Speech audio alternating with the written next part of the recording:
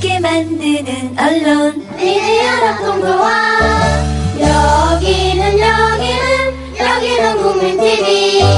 함께 만드는 언론 미디어 협동조합. 여기는 국민TV. 네, 진짜 인터뷰입니다. 조금 전에 말씀드렸다시피 새정치연합의 박홍근 의원 연결돼 있습니다. 의원님 안녕하십니까? 네, 안녕하십니까. 요즘 여러모로 바쁘시죠? 당내 사정도 그렇고 의원 개인 일정도 그러실 것 같고요. 네네. 쇄신안 나왔고 어제 당무위원회는 통과를 했습니다. 그리고 지금 이런 국면에서는 초재선 의원분들의 스탠스랄까? 이런 것들이 상당히 중요한 역할을 하는데 어제 지지 성명을 냈었죠. 네, 그렇습니다. 네, 그 일원으로도 참여하셨고요.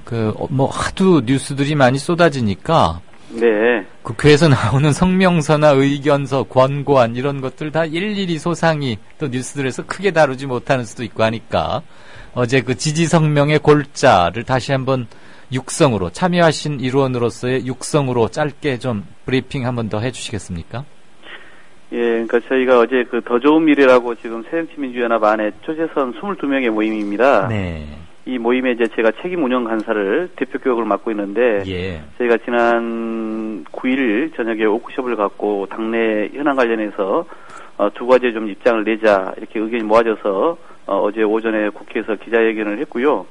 내용은 말씀드린 것처럼 두 가지인데 첫 번째는 현재의 혁신위원회가 최고위원회로부터 정권을 유임받았기 때문에 저희는 이 혁신위원회 활동을 전폭적으로 지지하고 그리고 또 당은 그 혁신위원회 결정사항을 토를 달지 말고 전면적으로 수용해야 한다. 이게 이제 한 가지의 내용이었고요. 예. 또 한 가지 내용은 이 당 안팎에서 이 선거철을 앞두고 이제 편을 갈라서 정치적인 이익을 챙기려고 하는 그런 어떤 분열주의적인 행위 시도에 대해서는 우리 모두가 같이 단호히 좀 맞서자 이 두 가지 내용을 담았습니다. 네. 토달지 말고 통과하자라는 거고 두 번째 말씀에서 뭔가 정치적 이해를 따지고 하는 부분 조금 더 부연을 해주신다면요. 지금 총선을 앞두고 나서 내년도에 지금 새정치민주연합의 여러 가지 부족한 점, 그동안의 아쉬운 점을 이제 제기를 하면서 여러 가지 뭐 호남 신당이니 뭐 탈당이니 분당이니 이런 얘기가 나오고 있지 않습니까? 네, 그렇죠. 예, 우리 안에서도 뭐 현재 혁신안이 실패하면 그럴 가능성이 있다 이런 얘기도 뭐 나오고 있고요. 예. 그래서 바깥에서의 흐름에 대해서야 저희의 부족함에서 비롯됐기 때문에 제가 뭐라고 하겠습니까? 그것은 정치적 자유인 거고요. 예. 그러나 당 안에서 더구나 좀 책임 있는 분들이 그런 그 마치 현재의 지도부나 또는 현재 당 혁신안이 여의치 않을 경우에는 마치 분당이나 탈당을 결행할 것처럼 이렇게 얘기하는 것은 저는 당의 지금의 상황에서 누를 끼치는 거라고 보고 있습니다. 그런 점에서 네. 저희가 보다 좀 분명한 입장을 취하자 이런 취지에서 이제 그런 내용을 썼고요. 네. 더구나 정말 수권의 문제라면 대통령 선거에서 국민의 지지를 받아서 정권을 잡는 문제라면 지금 그런 어떤 당의 여러 가지 그 분란이나 또 야권의 어떤 그런 분열을 가속할 단계는 아니라 생각합니다. 왜냐하면 앞으로도 대선까지는 몇 년이 남지 않았습니까? 그렇죠. 결국은 내년 총선을 앞두고 나서 공천에 관심을 갖고 있는 또는 공천에서 혹시 불이익을 당할까 우려되는 그런 분들이나 세력이 결국은 현재로서는 새정치민주연합의 한계와 문제점을 지적하면서 여러 가지 그런 탈당이니 분당이니 호남 신당이니 하는 이야기들이 나오고 있는 것이다. 네. 결국은 정치적 해서 만약에 그분들의 진정성을 저희가 믿는다라면은 그 바깥에서 추진하면서 내년도에 그 주도하는 분들이 다 우리는 불출마한다. 오로지 우리는 수권을 위해서 현재 새정치민주연합으로는 수권이 불가능하다 보고 있기 때문에 2017년도 대통령 선거가 어렵다고 보고 있기 때문에 우리는 이 새롭게 야권의 재구성을 할 수밖에 없는 것이다라고 그렇게 선언을 해주신다면 그 진정성을 저는 받아들이겠습니다. 네. 예. 하지만은 네. 그렇지 않고 결국은 호남에서든지 수도권에 있어든지 간에 총선에서의 유불리 문제를 가지고 결국은 지금 이 총선을 목전에 둔 상황에서 국민들은 대체로 야권이 더 이상 싸우지 말고 갈라지지 말고 단결해서 제대로 싸우고 그래서 승리하라 이게 우리 지지자들의 대체적인 생각 아닙니까? 네. 그런 것을 그렇게 좀 정치적으로 호남 소위 정신이라는 것을 자의적이고 자가당착식으로 이해를 하면서 그렇게 좀 흐름을 부추기고 있다고 저는 보고 있습니다. 굉장히 중요한 대목을 차분하고 조곤조곤한 말투지만 아주 결연하게 짚어주신 것 같습니다. 실례지만 우리 박홍근 의원께서도 이건 정말 결례되는 질문이고요. 네. 출신 지역구는 뭐 공개된 거니까. 예, 지역구가 혹시 호남이십니까? 예. 네? 서울 중랑구 을 지역입니다. 서울 중랑구 을 지역이시고 본래 출신은 이른바 출신은, 호남. 예, 그렇습니다. 네. 전남 고흥에서 중학교까지 나왔고요. 네. 아직도 어머님이 시골에서 마늘 농사를 혼자 짓고 계십니다. 고흥 굉장히 유명한 곳이죠. 예. 녹동이 한때는 굉장히 벌성한 항구였는데. 아시는군요. 네. 네. 아니 제가 일부러 지금 네네. 이 말씀을 드린 이유는 의원님의 현재 지역구는 서울이지만 네. 그래도 정치적 출신이랄까 본인의 이렇게 쭉 낳고 자란 그 뿌리는 호남인데 네. 그래서 더 이런 말씀을 하시기가 어려울 수도 있겠다 싶어서 네. 말씀을 드린 거고요. 신당 얘기에 대해서 한두 가지 더 좀 여쭙고자 합니다. 네. 호남 정치 복원 뭐 이러면서 이미 지금 당 밖을 떠나서 무소속으로 나와서 당선된 천정배 의원 말고라도요. 당 내에서 이름만 되면 짜하니 꽤 유명한 재선이나 삼선 의원 그룹 중에 호남 정치 복원 이러면서 신당 얘기를 꺼내는 분들이 공공연히 꺼내는 분들이 몇 분 계시는데 네. 뭐 저도 거명은 하지 않겠습니다. 의원님께서도 동료 의원이니까 이렇게 직접 실명을 언급하시면서 답변은 안 하셔도 좋고요. 그분들이 하는 신당 얘기가 그냥 하는 말 또는 반은 협박 정도입니까? 아니면 진짜로 가능성이 있다고 보십니까? 뭐 가능성이 저는 있다고 봅니다. 네. 우선은 아마 당 내에서 이야기한 분들은 현재로서는 이 지도부나 또 소위 그동안 친노 주류에 의해서는 총선 치르기가 어렵다 또는 대선 치르기가 어렵다라고 하는 그런 문제의식이 분명히 있을 겁니다. 네. 그러나 그런 어떤 압박을 통해서 결국은 내년 총선에서 이 지도부의 리더십이 아닌 새로운 어떤 변화를 통해서 치러야 되지 않겠냐라고 하는 문제의식을 그런 언행을 통해서 압박하는 걸로 저는 느껴지고요. 지금 단계에 있어서는. 네. 그러나 그런 부분들이 뭐 시정되거나 반영되지 않을 경우에 이후에는 거기에 불가피할 수 있다라는 이야기가 결국은 바깥에서 여러 지금 흐름들이 만들어지고 있지 않습니까? 네. 그런 점에서 보다 뭐 구체적으로 지금 아마 제가 듣기로는 정말 새정치민주연합의 그 당적을 갖고 이 호남 지역에서 아주 유력한 그런 단체장까지 하셨던 분이 네. 지금 현재의 호남 지역에 있는 기초단체장 등등을 만나면서 설득을 하고 있다는 이야기까지 들었습니다. 저는 정말 그런 것은 선배 정치인으로서 바람직한 모습이 아니라 생각하지만 예. 그것 또한 우리의 부족함에서 비롯된 거라면 우리가 되새겨봐야 될 거고요. 다만 그런 흐름들이 쉽게 사그라들 것 같지는 않습니다. 그래서 저희가 우리 더 좋은 미래가 지난 9일날 그 광주에 가서 호남정신과 새정치민주연합이라는 주제로 토론회를 열었습니다. 네. 저희가 그 토론을 갖게 된 것은 4.19 보궐선거 끝나고 나서 호남 민심이 이반했는데 그게 과연 왜 이반했는지 그 원인이 과연 무엇인지에 대해서 서로 해석하는 그 사람마다 좀 갈렸습니다. 가령 저는 이제 이 호남의 민심에 대해서는 그 작년 보궐선거 이후부터 좀 더 우리가 다각적으로 객관적이고 과학적으로 분석을 할 필요가 있겠다라고 주장한 사람 중에 한 명인데 당연히 그걸 좀 게을리 해왔고요.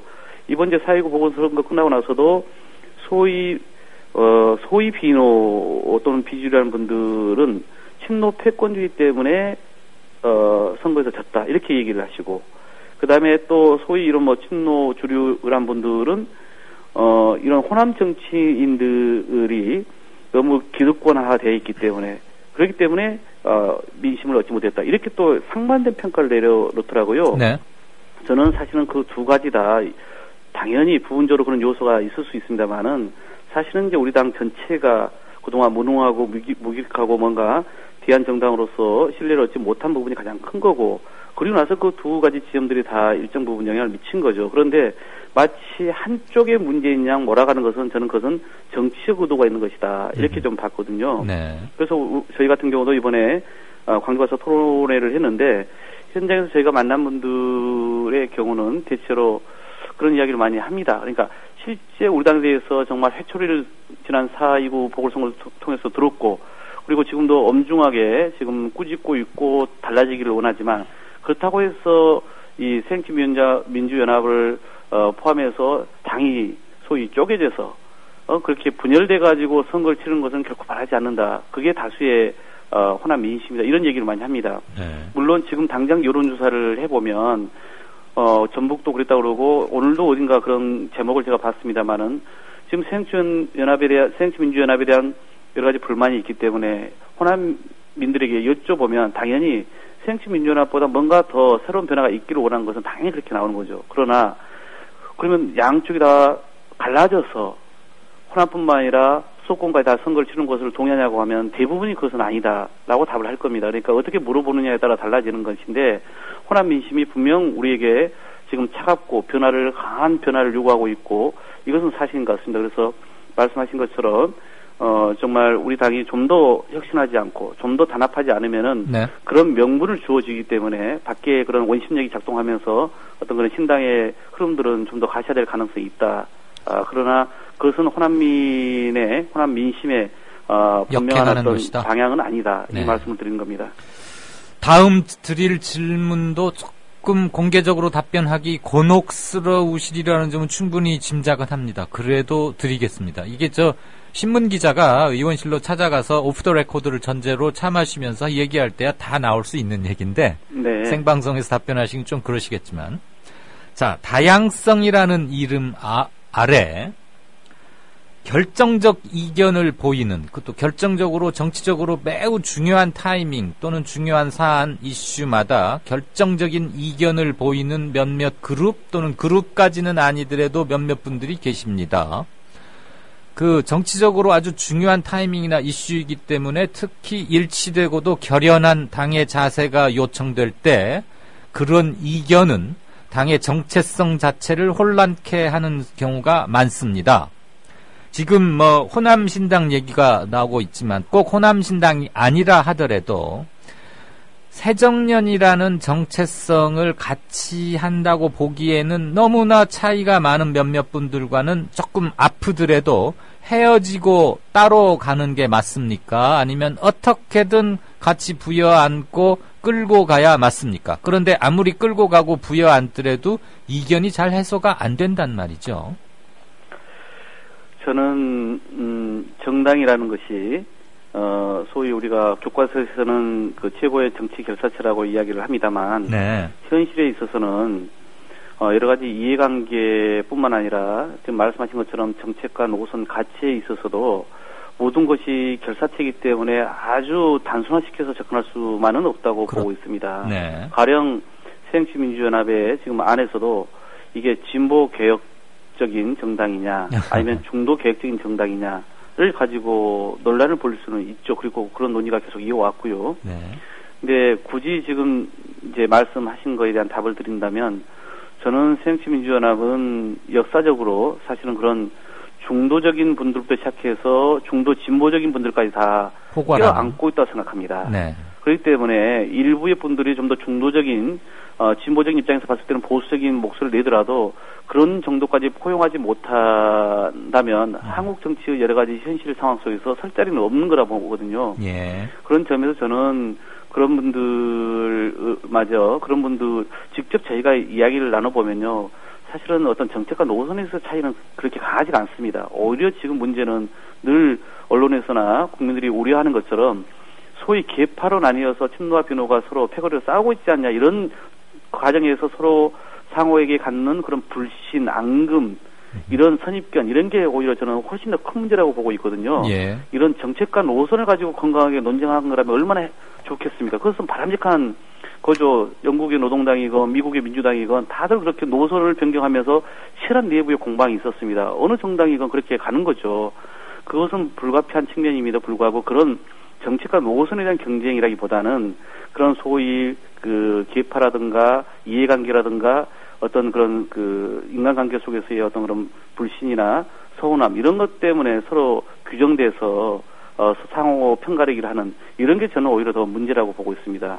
네. 그러니까 정책에 대한 견해의 차이에서 오는 이견은 저는 그거야말로 다양성이라는 이름하에 다 포용이 되어야 하는, 그리고 정당이라면은 이견을 녹여내는 용광로 역할을 하는 것이니까 좋다고 보는데, 정치적 견해를 달리하거나 정체성을 달리할 때는 참 밖에서 보는 국민들은 아유 왜 저럴까 이런 생각들을 하게 되거든요.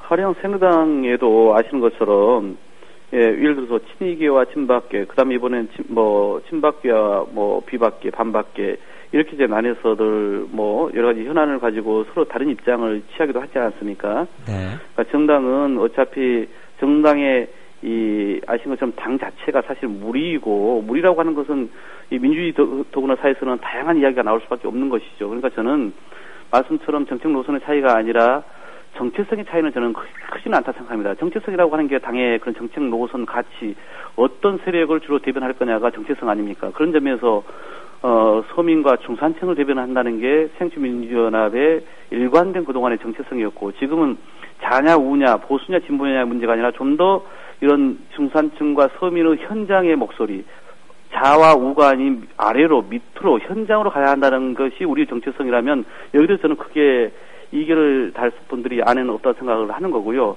다만 아까 말씀하신 이제 정치적인 어떤 방침을 놓고 입장의 차이는 있을 수 있는 거죠. 근데 그 정치적 방침이라는 게 당의 어떤 그런 정체성이나 당의 가치 노선 중심을 흔드는 차원이 아니라 전략과 전술을 결정하는 차원에서의 입장의 차이라면 그건 저는 충분히 그것 또한 있을 수 있다. 근데 그것이 아닌 정말 안에서의 관계가 불편하고 서로 뭔가 이 정치적 그 시점에서 유불리로 인해서 어떤 분은 피해를 받다 어떤 분은 이익을 받다라고 하면서 그것 때문에 어떤 독점하는 구조 아니냐, 우리는 피해를 받다라고 하면서 서로 소외되고 배제됐다, 이런 문제의식을 갖고 있는 분들이 많다는 겁니다. 이 부분을 치유하는 게 저는 중요하지 않느냐는 말씀을 드린 겁니다. 알겠습니다. 자, 다시 혁신안 얘기로 돌아오겠습니다. 어떤 질문을 드려도 아주 차분하고 술술술 본인의 의견을 또렷하게 말씀하시는 게 참 인상적이시네요.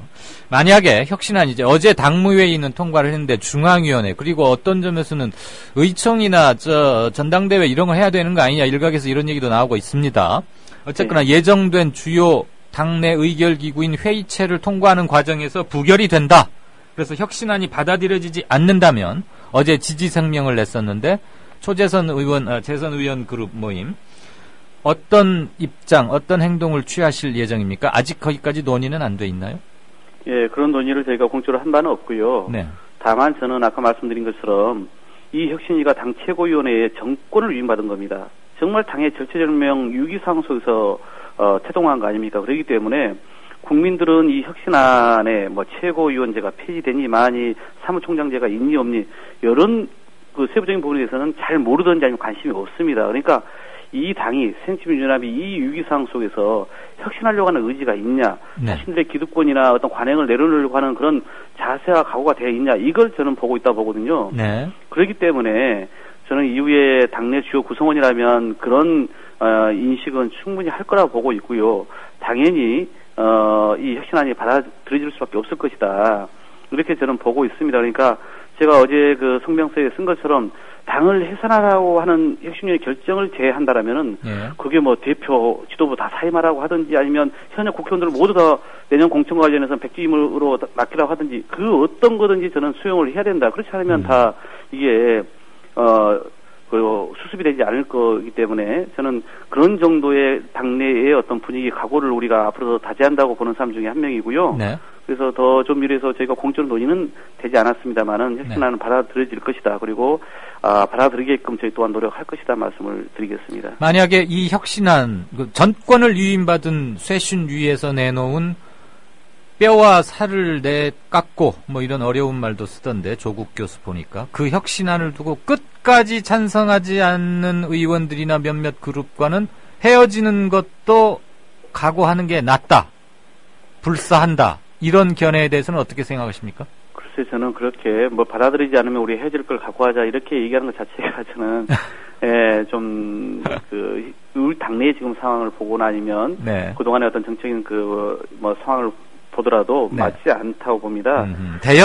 말씀 도중에 죄송합니다만 의원님, 대여섯석이 줄어드는 한이 있더라도 한 가지 원 스피릿, 원 그러니까 한 가지 정신으로 한 가지 목표를 가지고 일사불란한 대우를 형성하면서 가는 게 중요하지 130석, 128석 이것과 110석 그렇게 큰 차이 안 난다. 이렇게까지 말씀하시는 분도 계시는데 그건 좀 지나치다. 이런 견해시단 말씀이시죠? 저도 의석을 몇 석 더 얻기 위해서 그러자는 얘기는 아닙니다. 네. 그러니까 민주정당이라면 당연히 그런 다양한 입장의 차이가 있을 수 있기 때문에 그런 것을 충분히 감안하고 가자는 이야기인 거고요. 그래서 미리 이것을 받아들이지 않으면 우리는 따로 간다. 당신들은 나가달라. 이렇게 얘기하는 것 자체가 저는 정당으로서의 저는 기본적으로 그렇게 접근할 수 있는 문제가 아니라 보거든요. 그래서 그런 차원에서 말씀을 드린 겁니다. 조금 다른 문제. 제가 곤혹스러운 질문을 연거퍼드려서 죄송합니다. 아닙니다. 문재인 대표하고 이종걸 원내대표 이제 많이 사이 좀 좋아졌습니까? 폭탄주 러브샷은 한번 하던데 그래도 좀 싸한 기운이 돌던데. 근데 이 두 자리를 주책을 맡고 있는 사람들이 사이가 안 좋으면 안 좋잖아요. 네. 글쎄 저도 마침 그 오내영 의원 자택에서 거기 가셨더랬어요. 있었고 저희로서는 하여튼 그런 모습이 앞으로도 이어졌으면 하는 바람이 컸습니다만은 이제 그 이후에도 이제 그 당직 문제를 가지고 또 지금은 최근에 이제 혁신안을 가지고 이견을 노출했다 이런 이제 보도를 저희도 접하고 있습니다. 저희도 이제 자주 뵙고 말씀을 드릴 기회가 있는 것은 아닙니다. 그러나 말씀처럼 저희는 사실 정치 지도자가 갖춰야 될 덕목이 뭡니까? 서로 소통시키고 또 다른 입장과 의견을 조정해서 당내 구성원이 한 방향으로 그렇게 갈 수 있게끔 끌어주는 게 핵심적인 어떤 리더십의 요치 아닙니까? 그런 점에서 봤을 때 두 분이 여러 가지 장점이 많은 분임에도 불구하고 그럼 프레임에 자칫 갇혀서 그렇게 두 분의 어떤 충돌 모습으로 드러나는 것은 저로서는 참 안타깝게 생각을 합니다. 그래서 저는 특히나 이 두 분뿐만 아니라 이제 최고위원들도 연거푸 사실은 우리 국민들이나 지지자들께 보여줘서는 안 될 모습들을 보여드리고 있지 않습니까? 그러니까 이제 정말 우리 일반 의원들이나 아니면은 당원들 입장에서는 정말 이 위기의 당을 앞장서서 구호하고 또 새로운 비전을 제시해주고 이래야 될 지도부가 내부의 갈등이 그냥 여과 없이 그대로 다 노출되고 이게 오히려 당의 어떤 그 단합에 방해가 되고 당의 어떤 변화에 오히려 저해되지 않느냐 이렇게 얘기한 분들도 솔직히 주변에서 있거든요. 그러니까 그런 점에서 저는 현재의 지도부는 좀 더 저는 자중자애하고 자기 성찰을 해야 될 지점들이 많다고 보고요. 하지만 이제 관건은 이런 거 아닐까요? 제가 아까 말씀드린 것처럼 결국은 이 당의 최고의 과제는 문재인 당대표와 이종걸 원내대표의 문제라든가 최고위원회 리더십의 문제도 있지만 결국은 친노 비노로 이렇게 나뉘어졌다라고 언론과 국민들이 대부분 알고 있기 때문에 이 갈등 프레임을 어떻게 벗어날 거냐. 저는 이것을 풀지 않으면은 아까 말씀드린 이 바깥에서의 어떤 신당 창당의 그런 명분, 동력을 제공할 수밖에 없다고 보고 있거든요. 그렇기 때문에 결국은 이 친노 비노 갈등 프레임을 어떻게 극복할 것인지 이 부분에 저는 하여튼 혁신위원회나 우리 초sek선 같은 사람들의 어떤 노력이 문제의식이 가장 여기에 좀 많이 담겨 있어야 되는 거 아니냐라고 알겠습니다. 생각을 하고 있습니다. 우리 박 의원님은 친노입니까? 비노십니까? 두 가지로 나눠본다라면 저는 이렇게 봐야 되지 않을까요? 제가 8대1의 경쟁을 뚫고 지역에서 경선으로 후보가 됐습니다. 국회 5선 하셨던 분도 계셨고 노무현 대통령의 거의 최측근이었던 비서관도 계셨고 근데 그런 분들과 제가 경쟁을 했고 참여정부 때는 시민운동을 제가 당연히 하고 있어서 그런 걸 보면 제가 친노는 아니죠. 그러나 혹시 청와대 근무한 적은 없고요? 그런 건 없습니다. 이제 저는 2007년도 말에 참여정부 말미에 이제 좀 아시는 것처럼 이제 시민운동이라는 게 세상을 이제 그런 식으로 이제 바꾸려다가 이제 결국은 지도 정치에서 좀 법과 이상을 바꾸고자라고 뛰어든 건데 들어와서 제가 이제 한 6, 7년 만에 국회의원이 됐습니다만 그 과정으로 보면 제가 참여정부나 또 소위 당시에 그 친노 인사들하고 어떤 조직적인 인연이나 관계가 없기 때문에 저는 친노가 아닙니다. 그러나 시민운동을 했기 때문에 저는 아무래도 진보적인 어떤 색채 이런 것을 되게 중요하게 생각을 하고 있습니다. 정신과 가치는 공유한다. 그래서 그런 가치 측면에서나 이런 측면에서는 제가 유사하기 때문에 또 그렇게 보면은 저는 또 뭐 친노나 범친노로 분류를 하죠. 그래서 언론도 알겠습니다. 어떨 때는 저는 그냥 무게파로 분류하기도 하고 시민사회 뭐 김근택의 486 이렇게 막 분류도 하다가 어떨 때는 또 범친노로 분류를 하기도 하고 예, 뭐 다양하게 나옵니다. 저에 대해서는. 알겠습니다. 제가 친노 비노라는 프레임을 전적으로 수용해서 드린 질문이 아니었고. 네. 예, 마지막 질문 짧게 좀 부탁드립니다. 초선이신데 그리고 의욕적으로 일하실 한참인데 필요하면 나 불출마하겠다. 이 말은 왜 하셨던 겁니까? 제가 당시 이 당직 인선을 놓고 당 지도부의 불협화음이 너무나 계속 이어지고 고조되고 있어서 그래서 제가 이제 밤늦게 잠을 좀 못 이루다가 페이스북에 올린 글인데요. 예. 정말 저는 지금은 누구를 탓할 때가 아니다. 당내 구성원이라면 자기를 먼저 돌아보고 내 말과 내 행동이 누구에 상처를 주지 않았는지 돌아보고 내가 내려놓을 것은 없는지 자기 헌신할 것은 없는지를 먼저 좀 살피는 게 도리라고 생각을 합니다. 그런 점에서 당의 어떤 책임 있는 인사로서 당연히 당이 결정하면 당이 명령하면 나는 출마 못하는 거 아닌가요? 네. 그런 것을 당연히 공개적으로 선언하는 것이 좀 필요하다고 봤고 이것은 기본 상식이고 말로만 다들 선당우사 이야기를 하는데 저는 그렇게 다 백지유임을 해야 된다 생각합니다. 130명 국회의원 전체가 내년에 내가 공천을 못 받더라도 나는 당 결정에 따르겠다. 이렇게 아주 헌신하고 그다음에 그 결사하는 모습으로 가야지 우리 지지자들이 다시 좀 보지 않겠어요. 그 진정성 없이 다시 한 번 더 공천을 받겠다라고 다들 아우성이면은 그 어떤 결정을 하든지 간에 그 얼마만큼 사람들이 진심으로 그걸 받아들이겠습니까? 그런 차원에서 예, 입장을 발표한 겁니다. 네. 오늘 뭐 질문지 사전에 오간 질문지와는 전혀 다르게 질문을 드려서 조금 당혹스러우시겠지만 청취자분들께서 궁금하신 것 위주로 제가 판단해서 질문 드렸고 긴 시간 대단히 말씀 감사합니다. 고맙습니다. 네, 고맙습니다. 네. 지금까지 진짜 인터뷰 새정치민주연합의 박홍근 의원과 얘기 나눴습니다. 국민라디오 팟캐스트 응원하는 가장 쉬운 방법 아시나요? 다운로드하기, 별점 주기, 댓글 달기, 구독하기. 국민라디오 팟캐스트 널리 알리는 가장 쉬운 방법 다운로드하기, 별점 주기, 댓글 달기, 구독하기. 기억하세요. 다운로드하기, 별점 주기, 댓글 달기, 구독하기.